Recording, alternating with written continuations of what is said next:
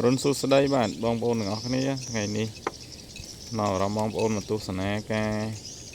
ទេសភាពបែបស្រុកស្រែវិញម្ដងបាទទេសភាពស្រុកស្រែគឺពិតជាស្រស់ស្អាតខ្លាំងណាស់ពេលព្រឹកឡើងបាទមានគោដើរពេញផ្លូវអញ្ចឹងទៅស្ដាប់សំឡេងសត្វចាបយំបែបធម្មជាតិដ៏ស្រស់បំព្រងបាទនេះគឺជាទឹកបឹងគេហៅថាទំនប់អូថ្មបាទមានប្រលិតមានតកួនដុះយ៉ាងស្រស់ស្អាតគយគុណមើលទៅទេសភាពពិតជាត្រជាក់ភ្នែកមែនទែន